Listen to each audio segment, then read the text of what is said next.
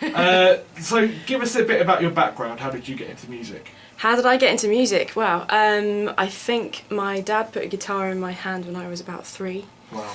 And yeah, my mum was always playing amazing records when she was pregnant with me. Yeah. So I think it's something that's been part of my heart and soul ever since I was born. Really, I mean, definitely my parents were a massive influence. Yeah. Can you imagine? Can you remember what sort of music you listened to from that age? Yeah, when I was really young, it was the Graceland album. Yeah. Yeah, Paul Simon, that was amazing. Oh, fantastic. And loads of Beatles, Stones, and then a bit later on Dire Straits, Bob Dylan, Carole King, Joni Mitchell. You know, real songwriters. Yeah. From a really young age, and yeah, that was really where my love of music came from. And have those influences changed over the years? I've kind of added to them. Yeah. But my first loves are still my first loves. Definitely. Yeah, we were actually, I was very lucky this year to be working with a local music promotion company to reenact the Tapestry album. I saw that, Carole King's Tapestry album, yeah. It's been so much fun. Yeah. It shouldn't be allowed, really. Did you get to sing on most of the tracks, or how did it work? Oh yeah, we did the whole thing. Yeah. We and it's still going. You know, Yeah. we've still got more gigs coming up. But yeah, the first one we did in May at the Square Tower, which was amazing. And why is Carole King so important to you? God, there's a question. Hours and hours of lying on the floor with my head between the speakers, listening to the Tapestry album. Yeah. I think it's an album that became very important to me. Yeah. During my formative years, you know, like the first time you get your heart broken and the first time you leave home, and there seems to be a song for everything.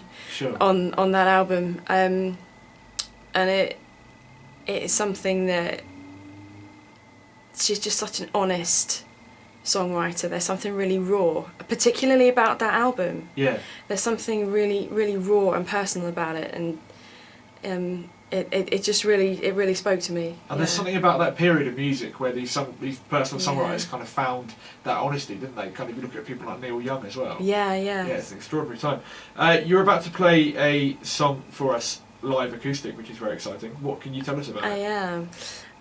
I'm going to play a song called Rough with the Smooth. It's a kind of a throwback to my folky influences, I suppose. Yeah.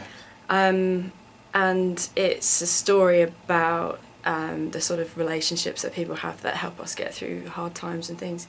And it's on my new acoustic album that we're recording at the moment, called Fearless. So yeah, it's in production at the moment. So you can't buy it yet. Right. But you can listen to it. We'll talk about that in a second then, but if you'd like to take it away, DiElle. Okay, thank you. This is a Rough with a Smooth.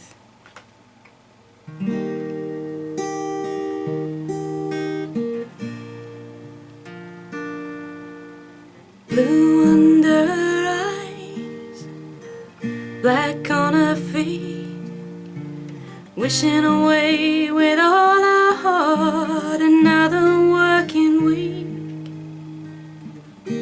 But she won't gamble, and she won't cheat, 'cause she got her man's kiss there on her cheek. That day as the morning broke, she raised her weary head. She squeezed her greasing fingers and kissed him as he said, you gotta take the rough with the smooth if you wanna hold on to what is true. You take the rough with the smooth, darling, me and you. You take the rough with the smooth, and baby we'll make it through.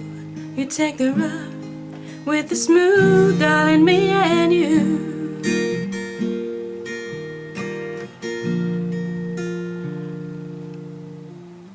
Tearing his coat, hole in his jeans, wishing he could just work out what the hell all this means. Why is nothing simple, or what it seems, except the way he loves his girl and the way he shares her dreams. You you gotta take the rough with the smooth. If you wanna hold on to what is true, you take the rough with the smooth, darling, me and you. You gotta take the rough with the smooth, and baby, we'll make it through. You take the rough with the smooth, darling, me and you. You gotta take the rough with the smooth, and baby, we'll make it through. You take the rough with the smooth, darling, me and you.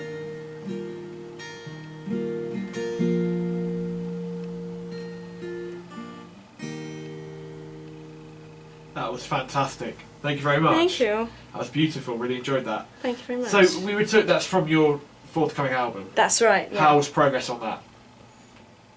Sorry, to put my guitar That's down. alright. It's my baby, don't want to break it. Oh, yeah. Yeah, it's going well. I took a slightly different approach with this album. The last project we did a sort of a rock project, which just got insanely stressful really quickly. And this time, it was really a case of it's just going to take as long as it takes, and I'm going to enjoy every minute of it, and that's exactly what's happening. So we're sort of going through phases of doing loads of recording. I'm working with a new producer now, who's in London, and we go through phases of doing lots of recording and yeah, we're in production at the moment. I keep changing the album title, which isn't pleasing him. What is it? Can you tell us what it is at the moment? At the moment, it's Fearless, and I think that's what it's going to stay. It was No One to Thank or Blame. So on some of the videos and stuff, it said on some on my YouTube channel, it says from No One to Thank or Blame, which really was that was the title track. It was a bit of a sticking it to certain sort of approaches, I suppose, with the last album, and it was kind of like, I'm going to do this on my own, even if I have to learn how to do all the production. I'm going to do absolutely everything. I'm going to play everything. I'm going to do absolutely everything on my own. And while I was kind of feeling that anger, I wrote a song with the song title, and that was a title track for a while. And since I've calmed down and started working with my new producer, I've decided that there are actually a lot of people to thank. Yeah. So I didn't feel it was appropriate anymore, which is why I've changed it to Fearless. And how does your approach to songwriting change when it's just you on your own, as opposed to with the full band, with the kind of the last stuff you're recording? Songwriting, to me, is a sacred art. Right. It's something that I find very, very difficult to share. I'm a very solitary sort of writer, and I find collaboration really difficult, actually. I have done it, and for me it's division of labour. It's very strictly right. You do this bit and I'll do this bit. To sit there together and try and create together, I think is something that is very, very special if you can find someone you can do that with. With the band, it was very much a case of like I would have to get it to a certain standard before I was really happy to take it to band, and then we'd jam it and stuff, and it would be more. I mean, some of the band stuff you've got here on the local playlist and stuff, and we would jam it, and the band would have quite a lot of influence in how we present it, but the actual songwriting itself was still pretty much my was still my baby. And so you're very precious over the music that you write. I guess you might say that. Yeah. I think I found in a good way. I don't mean that as an insult or anything. Yeah. I think if you like what you've created, then you've got every right to kind of be protective over it. Yeah, it's more that I don't mind sharing it once I feel it's ready. Yeah. I think I find it.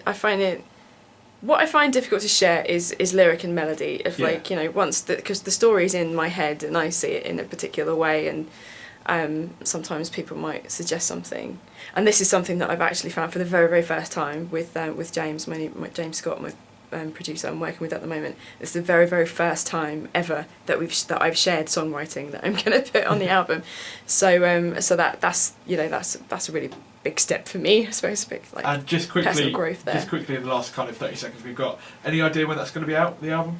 We're aiming for October, but it'll probably be late, as I usually am, to be fair. Okay, and where can people go if they want to find out a bit more about you? If you want to find out about me, I'm on Facebook and Twitter and all that, or you can come to diellemusicuk.com, that's dielle.com, or just type DiElle, DiElle, into Facebook and come and say hi on my band page. You can hang out there with me. Well, I would love to spend more time with you in the interview, but sadly we've got to have the sport now. So, DiElle, thank you very much for coming in. Thanks a lot for having me. Cheers. Thank you. Thanks. Bye.